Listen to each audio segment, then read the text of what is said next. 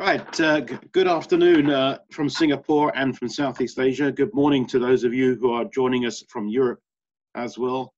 Welcome to what is our most popular webinar to date. We've got almost 500 people who have registered for it, so I hope they all join. We are here today to discuss the future of travel and tourism in ASEAN post-pandemic. And I'm pretty sure that everyone who is joining in on this webinar today has one burning question on their lips. When can I go on a holiday again and chill at a nice beach resort, somewhere really nice like Cebu, for instance? Because I know that I am desperate to do so. However, I think as we all know, COVID-19 has brought travel and tourism to a near standstill globally. And at the moment, there is no clear indication as to when it might restart in a reasonable and sensible manner. The World Travel and Tourism Council has warned that some 50 million jobs globally are at risk.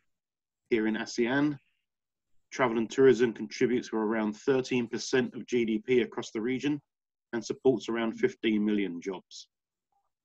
It is also, of course, very important for ASEAN to Europe connections. In 2018, there were close to 16 million travelers from Europe coming to Southeast Asia, and it's estimated that around half of the long-haul travel outbound from Southeast Asia is to Europe. So it is vital for business connections, it's vital for social connections, and it's vital for the economy. I am joined today by a very esteemed panel. We'll be looking at how we can all get on board aircraft again, visit our loved ones, visit our favorite destinations, and recommence travel for business as well. So it's my pleasure to introduce you to Undersecretary Arturo Boncato. He's the Undersecretary for Tourism Regulation, Coordination, and Resource Generation at the Department for Tourism in the Philippines. Good afternoon to you.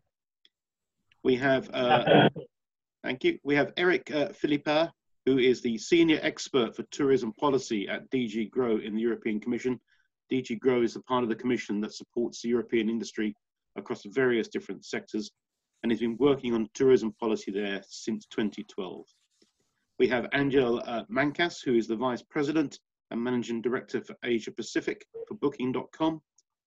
He's responsible for all aspects of Booking.com's businesses across Oceania and Asia, excluding China, so a huge patch of the planet and one of Booking.com's fastest growing areas.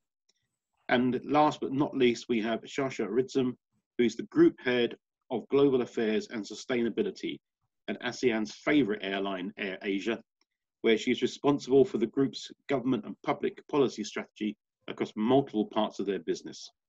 So welcome all of you. Thank you for being here today.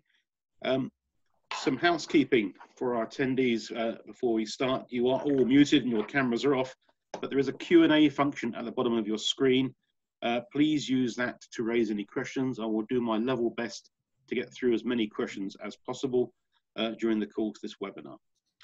So I think to kick things off, I'll actually ask my panel to make some opening comments, each of them. Essentially, I'd like their views on how they see travel and tourism recommencing, recovering from the current pandemic situation, and what they think new trends will be. And I think we'll kick off, please, with Undersecretary Boncato. Yes, thank you very much, Chris. For starters, and on behalf of our Secretary, Bernadette Romulo Puyat, I would like to thank the EU-ASEAN Business Council for inviting the Department of Tourism in today's forum. Regarding the question about trends, I think that's pretty much already spelled out at this point of the crisis. And one major trend that we're seeing is that proof of wellness is already an imperative, and it is done and achieved through implementation of new health and safety standards, which the Department of Tourism of the Philippines has really rolled out early in the crisis. And in fact, we've rolled out several circulars, which I can expound on later if we are going to reach that point in the discussion. And another trend that we see is the use of technology. We believe that this crisis has been a great or a major catalyst to digitalization of the world. And we see that most countries are now on equal footing in terms of using technology, moving into the new normal. So those, I think, the two major trends we see on a global basis. But in the Philippines, since we are an archipelago with more than 7,300 islands, we also see a very strong participation of local government leaders. They have a crucial role in actually determining the timing and the condition by which these destinations will finally reopen to our tourists. So those three things, two global trends and one trend that is very much unique to the Philippines today. Thank you, Chris. Thank you very much. And for Eric, I think from the European point of view, perhaps you could just give us some idea of how you're seeing things pan out now in Europe at the moment.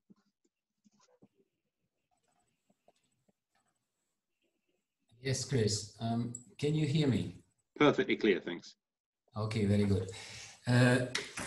Yes, a very short opening. So, Chris, you suggest that I should touch at four important aspects in 5 minutes. I'm unable to do that, but I will come back with more details during the question and answer. You asked me to explain Europe's or European Union's approach to reopening of the region to tourism and travel. Well, we are a bit in the same situation that ASEAN, so we have a number of member states. Some competences are with the European Union, but those linked to health concern are ultimately the ultimate decision is with the member states. So there's a lot of work regarding coordination in terms of reopening. The member states, well, basically we had a total lockdown throughout the European Union. And so the reopening was first done at the city level, then national level. So that was in the hands of the member states. And then we discussed how to reopen the internal borders of the European Union, the borders between Germany and France. And we had to deal with different levels of casualties, infection rates, etc. But the first step was to reopen to intra-EU tourism. For us, it's still a large part of the total flow. So we have, let's say, something like 60%, especially for large countries, 60% of domestic tourism. But then you have another 25 to 30% coming from intra-EU tourism. So that was vital for our industry that we focus on that. And that was, we aligned the reopening around the 15th of June with the possibility of member states to close their borders if they see fit. But next to that work on the calendar, we worked on a number of criteria so that things would be done on an objective basis and not on the past history, proximity, friends and less friends. And there was a lot of work done on protocols and how to deal with, that when you get out of a lockdown, people behave well, and then after a couple of weeks they start drinking alcohol in parks, and then when you drink alcohol you come too close to the other and you start spitting a bit in their face. And so basically that after 3 weeks you have a resurgence, the replication factor goes up. So the idea was in front of what would be new clusters that we would take a proportionate approach, which was try not to return to the lockdown, but to have a much more surgical approach and being very selective and keeping the internal borders open. So we are there. The member states are using some color code just to give indication and travel advice. And for the moment, what we see is that there's a problem with coherence sometimes or consistency. And for those who want to travel, it's a bit puzzling to see an indicator moving from green, you may go, to orange, be cautious, and red, if you go, when you come back, you will be exposed to a quarantine of 2 weeks. So basically, we have focused first on the reopening of the the Union, of the flow within the European Union. And then we have, on the base of a number of sets, pretty similar, you know, for instance, 16 cases of infection per 100,000 people, etc. So we have done that for the reopening of the external borders of the European Union. We have a first list of 15 countries. Thailand is among them. So basically, it means that there is a recommendation from the European Union saying those countries are safe. The discussion was based, well, we discussed a longer list among around 50 countries to see which one would be recommended safe and we could reopen the borders. At the end, we have 15. For the moment, you know, we have entered the pandemic at a different time. There are a problem of second waves, etc. So the situation is pretty fluid. But the Union, as I said, does not want to play diplomatic games or, you know, allies, non-allies. So we have a set of objective criteria.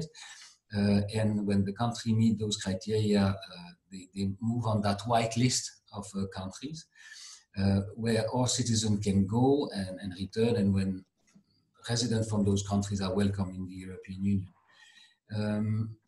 Situation rather fluid. There is no very clear set perspective for the enlargement of that list in the coming days. So there were other questions about how we promote tourism, but all that, I think I spoke already for more than 5 minutes. I will come back on the other points later on, if it's okay with you, Chris. But just to conclude, to say that it is important that we discuss, because tourism is intrinsically a global business, and it is also interesting that we do that, for instance, with the UN, WTO, or with the OECD, the Organization for Cooperation and Economic Development. It's important that we can benchmark each other, that we can learn about how you support your sector, what you do on our side. There was a problem with the supply, with airlines not flying, airport being closed, etc. But now the biggest problem is the demand.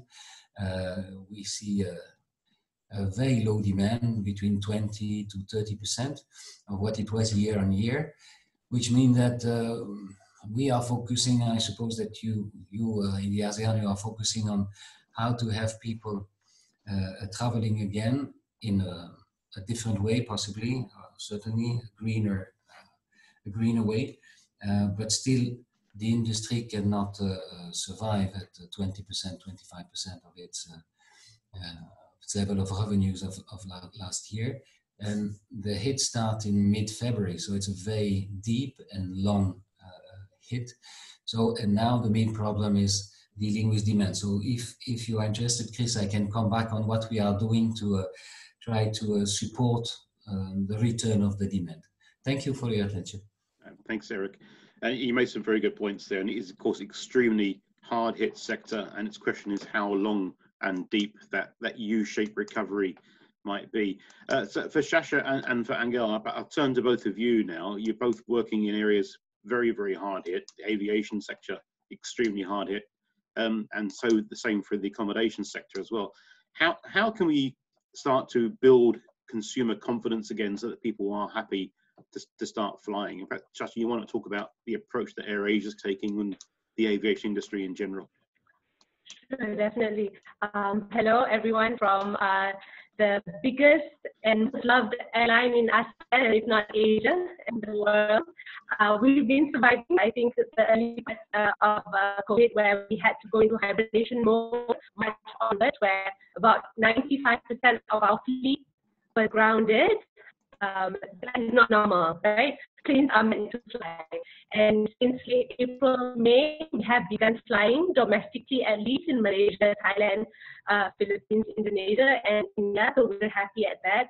I think in my opening remarks, I have like 4 key messages that would I will carry throughout the webinar, and I think it comes back to some of the issues raised by Chris and the other panelists. Is first, how do I rebuild confidence? Is everyone that air travel is safe. Sorry, I see a few comments saying that it's a bit choppy. Is it clear for everyone else? You're a bit tinny, but it's okay. I think we're all right. Okay, so I think the first one is air travel is still safe, and that's why I want to highlight that having if you can share like one slide to show, but I don't think I can share it right now. But let me just go to the first point. Air travel is still safe compared to other modes of transportation. We have HEPA filters, which are the filters used in hospital operating theaters that really filters out 99.9% of viruses, bacteria. That's one. I think we, along with the airport authorities, practice safe travel.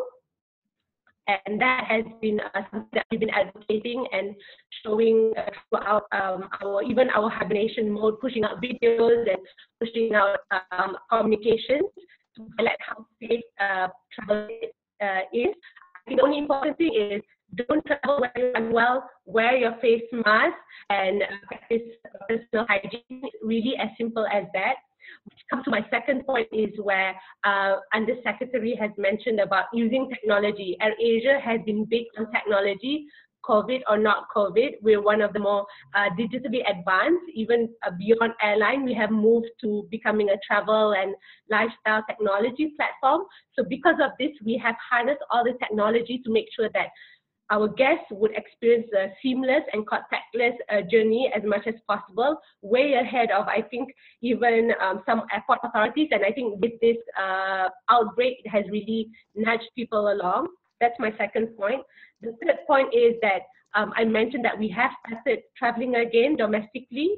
And we have seen, Chris, you asked about trends. Domestic tourism is really picking up.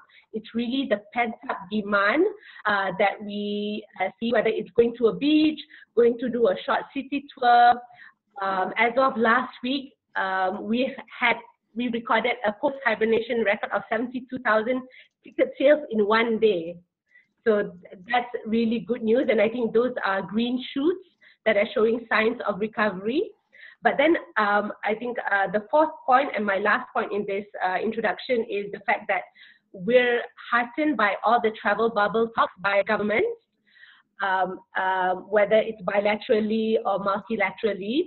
I think the safe path now is to go on a bilateral mode given the current COVID conditions differ between countries. I agree with what Eric says.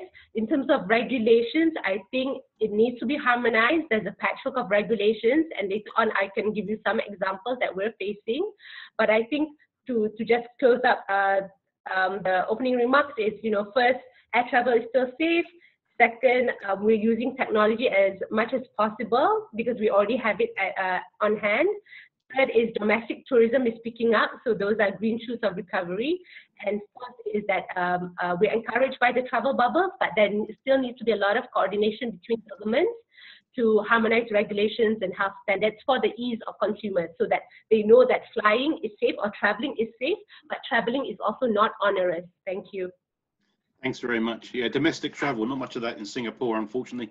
Very jealous of my friends in Europe or in the Philippines or Malaysia who can actually travel somewhat around their countries. And Angel, from the Booking.com point of view, how are you seeing this panning out for the future, and how are you working with your partners, I think as you call them, to make sure that stays will be safe and hygienic and consumers can be confident? Yeah, sure. First of all, Chris, thank you very much for having me in the panel. It's an honor and a pleasure to be here with you. Yeah, there's a couple of things. As you have mentioned before, one of the most important things that we can do right now is to build that trust in the customers. And we're seeing certain trends recently that are indicating that indeed anything which has to do with health and security information and protocols, the better. And that is one way to really make sure that the message to the travelers is that everything is under control. What we're doing in Booking.com is making sure that our partners and the accommodations that work with us have that information ready that information is very transparent, very clear, that it's showcased in a right way. So it definitely can build trust. The other thing that I would say also is that indeed we're seeing domestic travelers and domestic travel indeed increasing quite a bit in some of the countries. And that also brings certain trends. First of all, we're seeing many bookings through apps and through mobile phones, more than ever. And we're also seeing different trends that we've seen in the past in terms of the time of booking their travel. For example, we're seeing a lot of last minute travel in the same day or for the day after or a couple of days ahead. And we're also seeing a lot of bookings for 4 to 5 months time frame, right? What we're not seeing is that middle ground, which is historically has been quite important. And these are the trends. So the more that we can adapt to those trends, the more that we can adapt towards what the travelers are really wanting right now, the better, indeed, in order to improve and increase that demand that we all want. Indeed, the recovery is not going to be a matter of 1 day or 1 week or 1 month. We're expecting that the recovery will take actually several years to go back to volumes as we had in the past. Until there's a vaccine, I think that also would help a lot to build trust into the travelers. But the good thing, and you know, just to end up in a positive note, I'm an optimist, and I strongly believe that traveling is in the blood of the human being, right? It's in our genes, and in the long term, things will come back to normal status. But until then, we will have a lot of work to do. Thanks very much for that. You touched on some good points there, and I think this is a point really I'd like to go to the Undersecretary with, and then maybe Eric as well. If we're talking about getting to a position where we can start to reopen for travel, reopen for tourism, it's going to require agreements between governments or between blocks of governments to redo this. So can you tell me, certainly Undersecretary, what's the approach of the Philippines on this looking ahead? It may be some way off, of course, given current levels of infections in many countries around the world. But what would be your approach on this? Any moves to build with partners or across ASEAN? I know from when we met in Manila last year, you'd seen a big increase in tourism coming from Europe, and I guess that's going to be some way off before you can get back to that. That is right. You know, our secretary has mentioned this several times in several fora.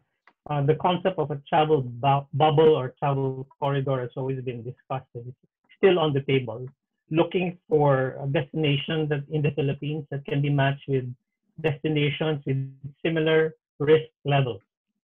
And that is something that we continue to look at as a solution to this major challenges that we face.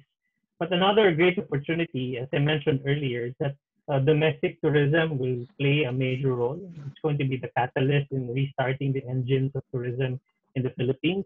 And we would like to underscore that in 2019, its contribution to the economy was around 10.8% to the GDP, out of the 12.7% contribution of tourism as a whole, and around 3.3 trillion pesos in terms of receipts, with an increase from around 2.85 trillion the previous year, meaning more and more Filipinos were traveling in 2019. And it's a market that is currently within the country. So what we need to do is to really regain the confidence of this market, to look at destinations that are ready to reopen. I mentioned about the role of local government units earlier. Even if there's a national prescription to reopen tourism, I'd like to share that most of our destinations have been upgraded to a modified general community quarantine, wherein tourism is already allowed with 50% operational capacity. But despite that, destinations have been very, very careful in actually reopening. And most of the destinations that are open today are either just open for those living in the community or coming from the region.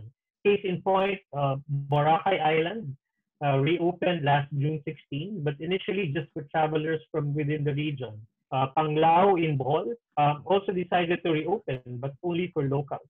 So the role of the Department of Tourism, and of course our Secretary and Minister, is to really engage the local governments, not only local governments, but also host communities to impress upon them that, of course, reopening the economy is important, but we have to strike a really good balance between economic and health concerns given our situation today. So two things.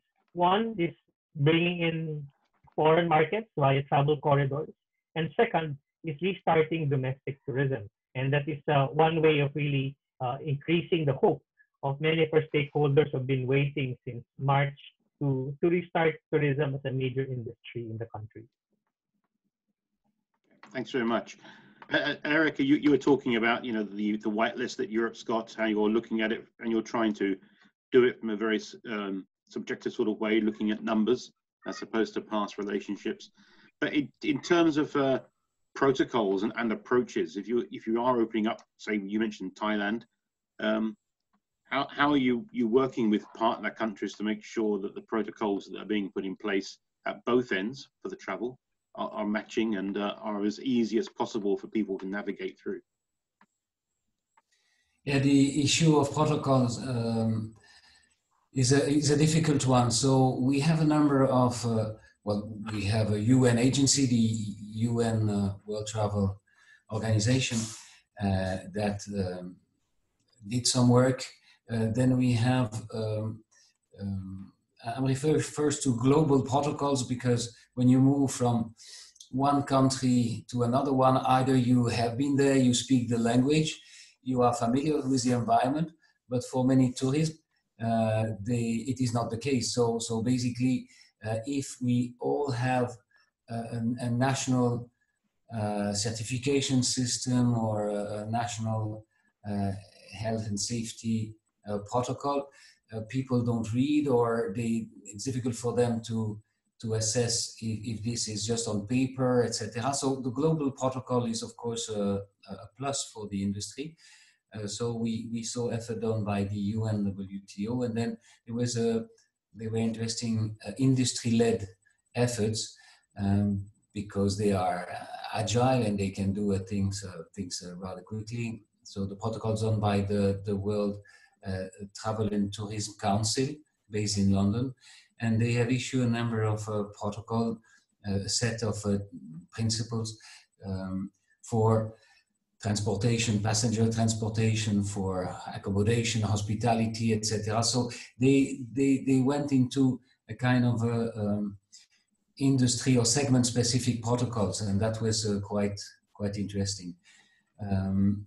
So for the moment, when you discuss actual protocol or standardization, formal standardization, so we have standardization body, all that takes time.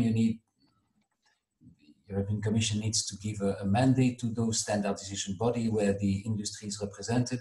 Then they discuss what is best, and then we have new EU standards or sometimes ISO standard, but all that takes time. And the industry does not have that kind of time, considering the hit they are exposed to.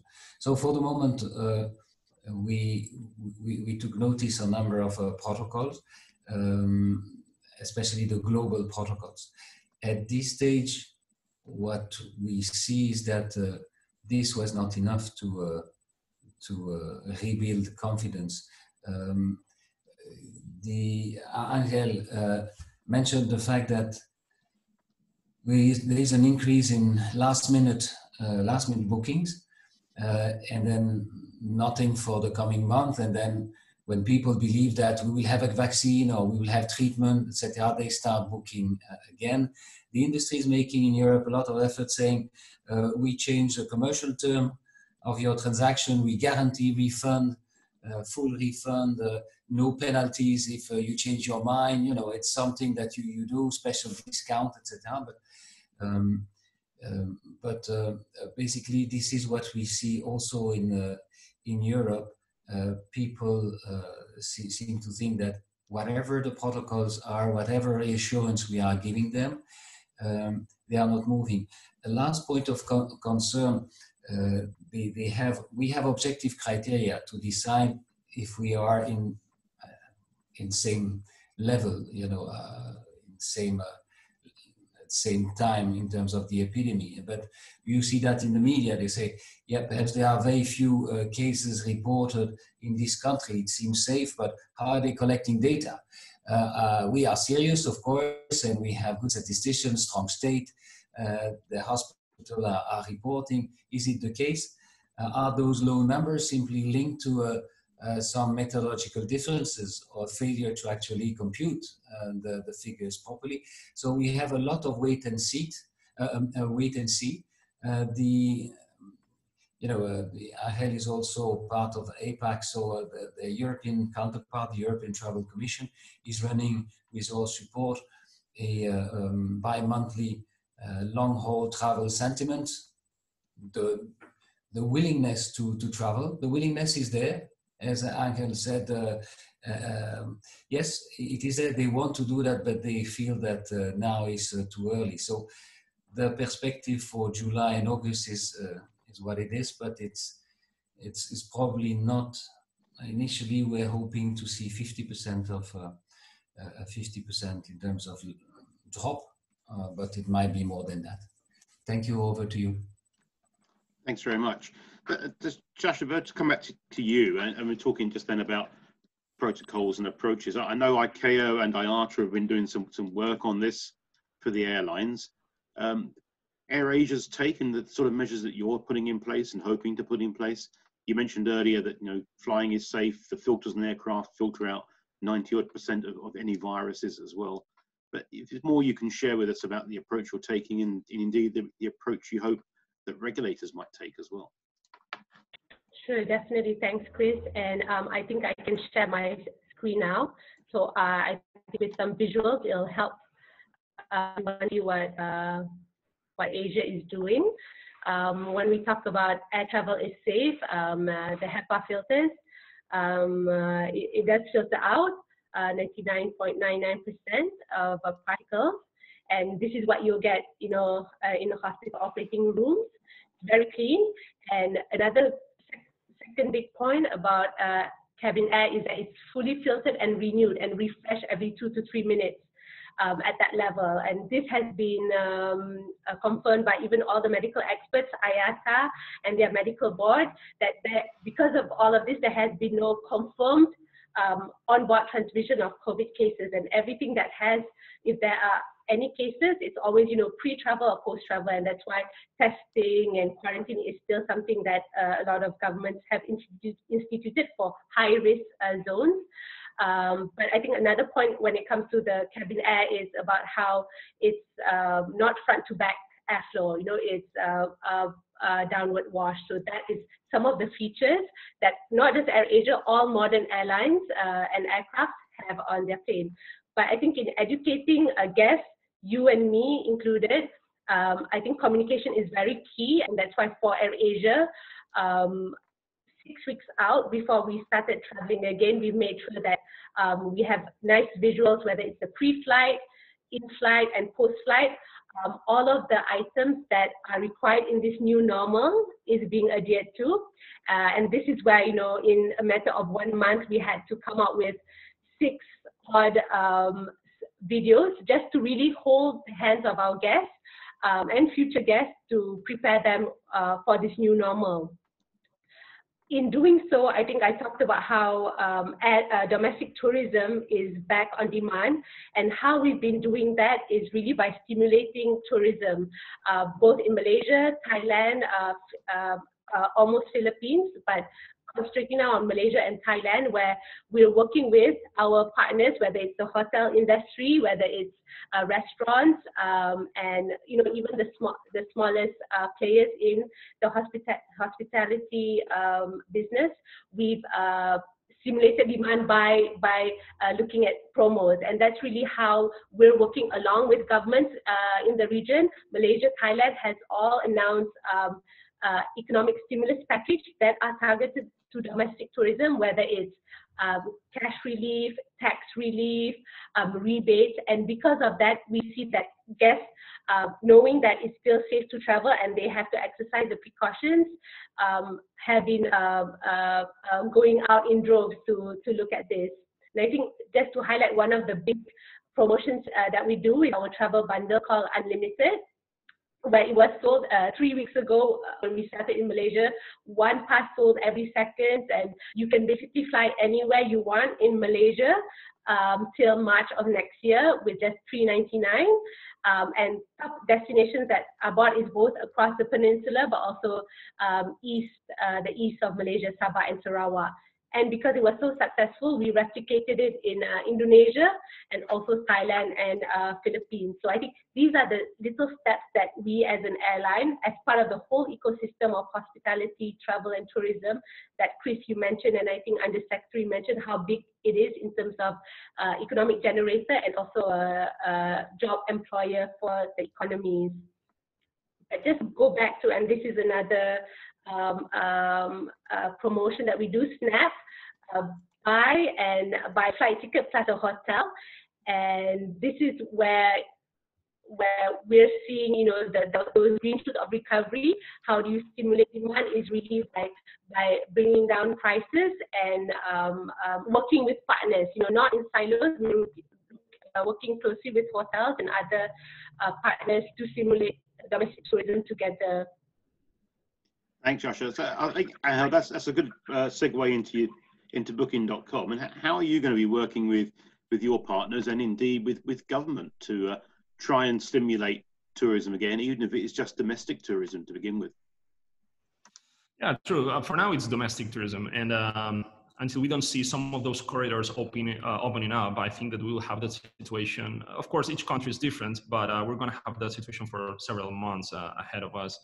I think one of the most important things that we can do is to work pretty closely with governments, with majority of the stakeholders, in order to understand better what are the criteria and be as much transparent as possible on what is the criteria to open those corridors in order that we are going to be able to build up that demand as soon as possible for everyone, right? For the locations, for our partners, and definitely for Booking.com, right? At the end of the day, this is what we want, to bring as much demand as possible to our partners. So that's one. Another piece that we've been working lately quite a bit is to provide as much information as we can in order to understand the latest trends, right? We are participating in a COVID-19 travel database with other players in the industry, whereby we're trying to forecast what is going to happen in the future. And having those conversations with our partners is extremely important. So they can build up their products, they can build up their services that they're going to offer with enough time in advance. We're also going to promote local destinations, right? This is something that we've been doing pre-COVID, but now even more importantly, related to that, the domestic, it's important. So we have a group of, which is called strategic partnerships, which we have certain deals with third-party companies that can boost the travel in particular locations. So that's another thing that we're thinking about and that we can promote. And at the end, as Eric very well said, the more flexible that we are able to be for the customer, in the sense giving, for example, flexibility in their type of bookings that they're doing. We're doing free cancellations. If you know, there's a lot of things that you cannot control in the context right now. You're expecting the next week you can travel to a destination and then there's an outburst of COVID cases and then you cannot, right? So as much as we can cater towards that flexibility, the better. It's going to generate trust, and at the end it's going to generate more travelers. Towards our partners, I think that we've been always ready to support, in particular, those small and medium partners that we're having across the board. And this is why we're having more than 200 offices across the world. And in Asia Pacific, we have more than 54 offices. And the teams there are having a very close contact with our accommodations partners in order to help them to navigate towards this tough situation. So I think it's an amount of things together that we have to do. One, indeed, cooperating with the government as much as we can, having a pretty clear communication, understanding what are the next steps.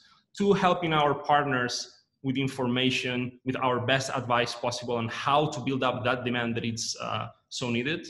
And the last piece is to share as much information as we can in order to be prepared for even the next months. So these are some of the things that we're doing, plus adapting for our customers, right? As we said before, building that trust is going to be crucial, and we have to play a role in that. Thanks very much. And I know you've been doing a lot of work with governments, because through the Business Council and other trade associations like ATIA, we've been talking to tourism authorities across the region about how the private sector can work with the public sector. I think, Under Secretary, is there more help you would like to see from the private sector, from accommodation partners, from airlines, to help get ourselves to a position perhaps where we can begin to think more about opening up and helping you then attract tourists back into the Philippines? Most certainly. Angel mentioned the word trust, and we truly believe that trust is going to be an important and major currency for tourism moving forward. And by way of gaining trust is by setting and showing the rest of the world and our markets that safety measures are in place and actually enforced. So this is where our private stakeholders are needed. In fact, the national organization in charge of handling COVID in the Philippines has mandated the Department of Tourism to actually check on each accommodation enterprise before they reopen. So we issue a certification of authority to operate during the quarantine period. And by this, you're able to inspect them individually, look at the minimum health and safety standards in place. Then we issue them the CAO, or CAO, that we call.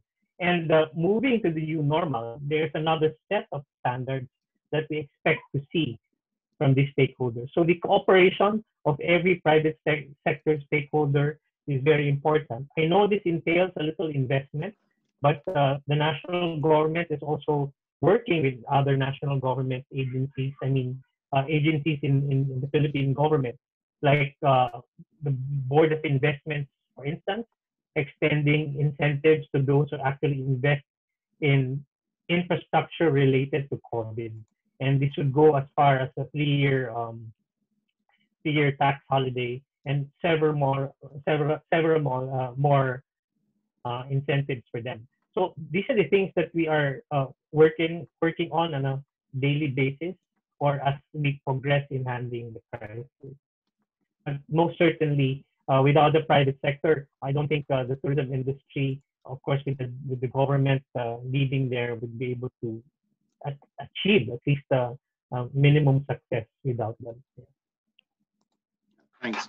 There's actually one of the questions from our audience is relating to, perhaps changing trends going forward. You just mentioned there financial support for the tourism sector, and a lot of governments across Southeast Asia and indeed in Europe have been providing stimulus and support packages, but they can't go on forever. And I think we all realize this is going to be a long-term problem in the absence of a vaccine. What sort of trends are there? I think this is a question for all of you. What sort of trends do you think there will be to help boost tourism in the future? Is there a lot more that can be done online? Although it's not quite the same, of course, sitting in front of your computer, looking at a sea and then actually rather walking through the sea. What can we be doing, thinking medium to longer term, to help boost tourism, and sorts of different approaches we can take? Is ecotourism, for instance, going to be a new trend going forward? Maybe I can say something, Chris, if that's okay with you, in terms of sustainability. Look, we've done a research recently, and we've seen that more than 60% of our travelers, they are really ready to make sustainable choices, right? They are indeed worried about how the world is. And right now, taking even in consideration the COVID situation, I think that people will experience the world in a more meaningful way. We say in booking, our mission is to make it easier for people to experience the world, but indeed there has to be a world to be able to visit, and everything has to be as good as possible. Therefore, I think that taking that look at sustainability is going to be important for the future. We actually support our partners that are making efforts in terms of eco-friendliness policies. And we are showcasing that. Right now, we have more than 350,000 partners in our platform with any shape or form of displaying those efforts. And it helps, it definitely helps. And I think that moving forward is going to be one of the topics that is going to be quite important. At Booking, we're taking that very seriously. We're also participating in what we call Booking Booster, which is we are helping startups and companies that they are socially responsible we are helping them to grow. We're helping them economically. We're helping them with a strategy. And even in Asia, we had some examples of that, like Sumba Hospitality Foundation or Picha Eats. And basically what we're trying to do is to help them as much as possible, because we do believe that sustainability is going to be very important moving forward. Thanks. And Chris, I'd just like to quickly add that, sustainable tourism more than ever really should play a major role, and we should take a really mainstream approach in making it a reality, because we're not only talking about environmental risks anymore, not just over tourism, but also global health emergencies. So I think destinations around the world will have to take really a long-term vision in terms of addressing these risks, and how we deal with the environment should be the same intensity that we deal with these concerns on over-tourism and global health emergencies. So the list will continue, and we have to be several steps ahead of it in order to address it.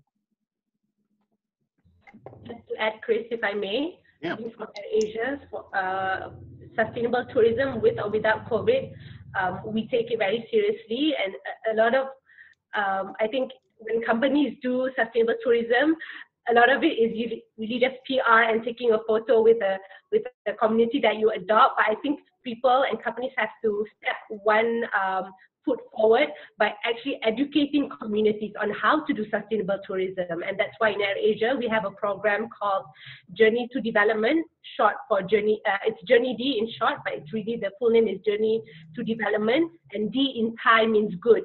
We're playing on that word of being good. But it's not enough to just tell villagers you have to be sustainable, but not telling them how to.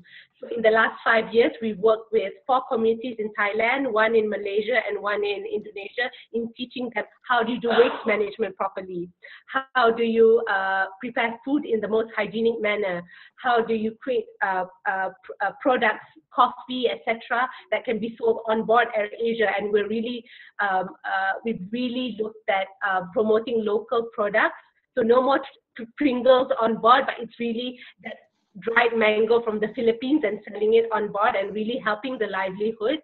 So I think these are the things that we have to think about in terms of building capacity for the community, and how do we help them, rather than just saying, yes, guess you have to go and find a spot, but really us developing a community and saying, yes, here is a good spot, and here we have helped the community to develop such a product. Thank you. Eric, anything you want to add on the topic? Yes, on this, you might hear now and then a chopper over the building. It's not that the police is looking for me, but at this very moment, there is a summit of the heads of states and government of the European Union to discuss a recovery package, a very large one. So part of that package, we would have, that's what the European Commission, the executive branch of the European Union, the European Commission proposed to borrow 750 billion euro on the financial market, and to invest that, to invite member states to draft their national recovery plan. Part of that money would be distributed as grants and part as loans, but in the proposal of the European Commission, we said that money should go to the states most affected, the region, those states most affected, but also to the sector most affected. And when we looked at a number of figures, loss of revenues, loss of investment, capacity, etc., tourism is the worst affected. So we expect that member states in their wisdom, or states in their wisdom, will invest for tourism. But then we say, okay, we borrow a lot of, and it goes beyond that big package of 750 billion euro. We say, okay, we borrow collectively, so you can have fresh money at a decent price, but there will be conditions. And the condition is that those national plans And we expect that many of them will focus on tourism, not only tourism, but tourism, certainly, that those plans have to improve the resilience of our industry, resilience of the sector, accelerate the digital transition and the green transition. And often the digital transition is a way to be greener. I can give example. It's also a way to for our industry to be more resilient. So one way to push for more, there is a demand. There is a demand for these type of products, especially if you think tactically. You should focus first your promotion efforts on those who have the right profile, those who are less risk adverse. And those are the millennials, those who are the young ones. They believe that they are immune from they will never die first, and they are immune from that terrible virus. So they are ready to move. They are not the ones that spend the most, but they are ready to move. But they are ready to move, not to do what we were doing, or how we are spending our holidays. They want greener holiday. They want more meaningful experience. They want to places when they don't stay for half a day getting in and out of a bus. They want meaningful experience. So this is consistent. So we have, in terms of the reset, we have an opportunity. The first to move are the millennials. They want those kind of products, and there is no other circus in town. Huh? So it's not the 65 plus who will start moving and other big spenders. Families are also looking for that. So one way for states to help that is to say to a sector that is dire need for liquidities, for loans, etc., to say, okay, my help is there, but there are conditions. And one of those conditions are ecotourism. It is also linked concretely with connectivity. So for instance, we are working on things like greening the fleet. So the car rental, short-term car rental industry is thinking of that. We have now interstate coaches that are running electric buses. So here it costs a bit more. The millennials are sometimes ready to pay, sometimes they cannot do that as part of a transition, though the state aid, the public money can go to help lowering the ticket for those cleaner services that are in line with the ecosystem. Thanks, over to you. Thanks, Eric. I think we temporarily lost the Undersecretary. I guess he's having some connection problems there from Manila. Okay, there are some questions coming in. I'm going to be the nasty moderator because some of them I think are quite direct to some of you. In fact, Angel, I'll go to you first. There's a question about what can Booking.com do to help your accommodation partners financially, particularly perhaps around some of your commission rates. Yeah, I hear you. I mean, look, it's a tough moment for accommodation partners, for everyone in particular, and we are not immune to the COVID situation, right? We also have been drastically affected financially for this situation. I personally take this question very close to my heart because I'm coming from a family of hoteliers. Still, my family has hotels back in Spain, and some of the small properties that they have, they are not even able to open this summer, right? And that is creating a huge problem. So look, at Booking, one of our main priorities is to make sure that we're supporting our partners. And to give you a couple of examples on how we do that, we have a rebook campaign. So basically, when a customer cancels a booking in a accommodation because of any reason, we are pushing that customer in order to rebook for the future, and we waive commission in that sense, right? Or we give awards. So I think that is an example of things that we're doing. But at the end of the day, I think the most important thing is to make sure that we recover the demand and the number of bookings as quick as possible. If that doesn't happen, no matter what the commission is, no matter what the economics behind that, what we have to do is to boost the demand as quick as possible. And this is where we really want to be extremely close to our partners, to working shoulder to shoulder and understanding what is the demand looking like, how we can boost performance. And that is the long-term good solution that we can have for the future. So again, we're here for our partners, we're here for our customers, and that's what we're going to do in the future. Okay, thank you. And for Josh, For the aviation sector, I think it's probably more important than any other that you work in a strategic, more concerted way with other airlines through IATA, with ICAO and governments. Are you seeing that sort of collaboration happening between airlines, or is it very much you're all basically by yourselves at the moment? No, I think definitely from the start we've been collaborating with among the airline groups. I think in different countries there are associations of airlines where AirAsia is the chair, and we do lead on some of these discussions with the government. I think in parallel with the bilateral discussions that we have with governments, it's important to come together as a group to highlight to the government industry-wide challenges that is not just faced by AirAsia but also different airlines, so they understand that it's a systemic problem rather than a company-specific problem. I come from the government too previously, and it's always an issue of moral hazard. Who do you save? But really, if it's an industry-wide challenge, then definitely there's room for public policy to come in and step in.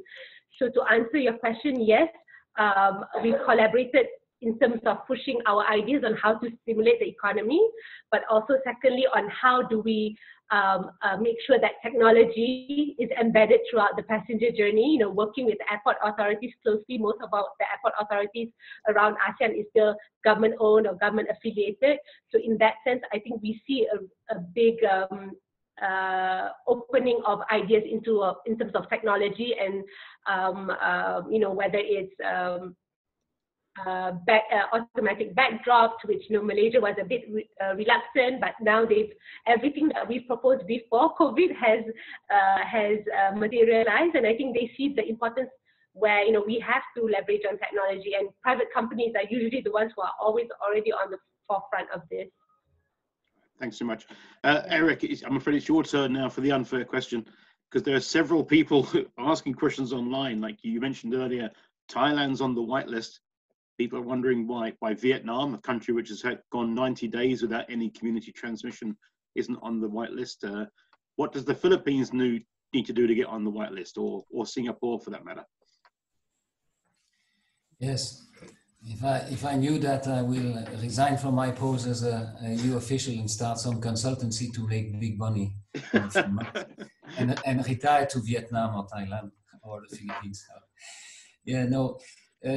Well, the system is that we have an agency for disease control, etc. So they produce data. They try to reconcile data because there are different methodology. They provide that to the Commission. The Commission is then, the executive branch is going to the Council, where the states, the member states are around the table, and it is a negotiation. So they are, as I say, they are sometimes just, they are not the business of disclosing what is happening during those diplomatic discussions, but they are sometimes doubts about how figures are produced, etc. They are also government that are more cautious than others, less dependent on tourism. So it is each time a difficult discussion. So we had the first list of reopening as of the 1st of July, and we are among the first region to do so. So we should keep that in mind.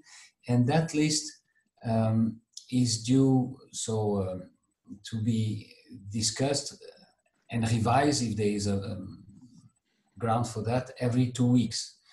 On the 15th of July, so there were no changes, but then the next moment, the next window is the 1st of August. So we are basically seeing that more and more countries have the means to monitor, to trace the pandemic, to deal with that. There is also a financial element. When you have many of your residents going abroad, and then it's always the elephant in the room. If you have a second wave, a massive one, you don't know when it's happening. And if again the airlines are grounded, then you are faced with very costly repatriation operations. at a time where states are borrowing massively. First, we have not discussed that, what was done, we have discussed that in generic terms, but first, so for instance, there is at this stage in Europe, of course, we have 27 countries that are putting their state aid packages in place, but we had different angles, etc. But we have more than 180 state aid packages in place, either entirely dedicated to the tourism ecosystem, airlines, sometimes cancellation of large events, compensation for them, or sometimes for compensation for the closure of restaurant, hospitality, accommodation, but 180 state aid packages. At first, most of them were about loans. There was a liquidity crunch. The banks did not want to touch customers that they see as fragile. So the state stepped in and then say, okay, at some point, Angel, your family is in accommodation. At some point, you can remortgage your hotel, but you say, I cannot take any more loans because I will never be able to repay you. So I prefer not to reopen or to get out of the market in an orderly manner. So the states move from loans to subsidized loan, and after that they turn some loans into grants for the sector. But there is a limit to all of that. So reopening early by taking a risk of additional costs, an important cost, is also a break, I suppose, on the mind of some government. So we have a list. We are committed to reopen the external borders because we believe that this is not only important economically, but also in terms of, these are big words, but I was about to say world peace, but in 1958, it was part of the Marshall Plan. One of the first body to be set at the OECD was the Tourism Committee. Because when you know the other, get out of your prejudice, it changed the relationship. So I believe that traveling is in our nature, but it's important in terms of how we see our neighbors and how we live together. So we are committed to reopening as fast as possible, but the situation, I think the Undersecretary said that all the other panelists, we are in dire straits for the moment. So everybody is very cautious, and that explains perhaps why we have only 15 countries on that list. Thank you. Thanks, Eric. Welcome back, Undersecretary. I think we lost you for a moment for connection problems. Yes, just so you real challenges we face, connectivity. Absolutely, yeah, and we need a lot more of it. We need a lot more air routes opening up and connecting more and more cities across Southeast Asia and beyond as well. One final question, I think, to all five of you as we're coming close to the end now, and a bit of an unfair question perhaps. Will I be able to take a nice holiday at Christmas time rather than going to Sentosa here in Singapore? Do you think we're going to be in a position where protocols at least will be in place, that there'll be more and more of these travel bubbles opening up, and that tourism can start to get better? And the second part of that question is, where do you think we'll be in 12 months' time, assuming hopefully there is a vaccine coming out? So perhaps, Undersecretary, you might want to take this one first. Yeah, very, very difficult question. I wish I have a crystal ball in front of me. But to be very, very positive about the things, when the vaccine is found, I think we will be in a better position to really push for tourism. But as I mentioned earlier, there has to be conditions in place before tourism has to happen. And these are non-negotiable. Minimum health and safety standards, openness of the community to participate in this process. Because one without the other will only mean failure. So it's a one nation approach or one world approach in terms of battling the pandemic. And as also suggested by several destinations, we also have to change our tack in a way that we have to live with this crisis.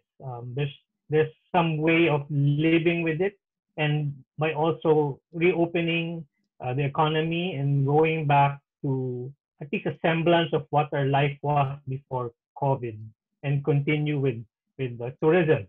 And in 12 months' time, my wish is that everything will be back to normal. But it's back to normal in the sense that it's the new normal. but we'd like to see more confidence in our destinations, and we would like to see more taking part of the process. It is not only government's job to do it, not only the community, but it's really everybody's. We have a role to play in combating the crisis. So thank you very much for this opportunity, Chris. Thank you for joining us. Shasha, your views as to where we might be ending up? Yes, I think to your point on the first point, whether you can go to a beach and not just in Sentosa, Malaysia, Singapore is opening our borders. There's the Green Lane travel bubble happening in August, 10th of August. Of course, it starts with business travels and essential travels, those with work permits, but I believe that's the first step, the test bed for how things are managed. They have a quota for this, and then probably end of the year, the borders will completely open between the two, given the geographical proximity, given the same level of COVID situation and capacity of our healthcare systems, both countries, but thirdly because of how intertwined economically, socially both countries are. And I think that's the basis that a lot of countries are using when they're opening up. So Malaysia and Singapore is something that we should watch for. And I think when we look at how domestic travel has been behaving in Malaysia, people are already normalizing the new norm, you know, knowing that you must go out. Whether I see a question about how do we make sure that there's no transmission in the aircraft, blah, blah, blah, but it's the same as if you're going to a shopping mall, you're going to a restaurant, wear a face mask, don't go out if you're feeling unwell. And similarly, if it's cross-border, depending on the country, there are testing that is required. So I think with all this, we have to start resuming life as it is. I think the sense we get from Ministry of Health around the region is that, yes, 2-3 months ago, and maybe for some countries now, it was life, but it's now also livelihoods, right, related to that. So I think that's where I see things progressing in the next 1-2 months for Malaysia, Singapore at least, and other countries perhaps in ASEAN. But in the longer 12 months, this is where probably these travel bubbles will expand further in terms of distance. And there's no way that, you know, air travel and travel, whatever form it is closely intertwined with our part of our lives. So no second guesses on, we still need to travel, whether it's business, leisure, to meet a loved one. Absolutely, couldn't agree more. And I also agree about the face masks and aircraft. The question, I saw that question.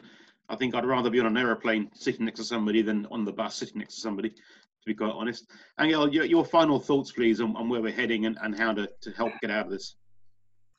Sure. I guess in the short term and moving towards the end of the year, I think, look, the more that we can work together in the healthy and safety protocols and standards, the better. I think that is crucial to gain trust and to get travel up and coming.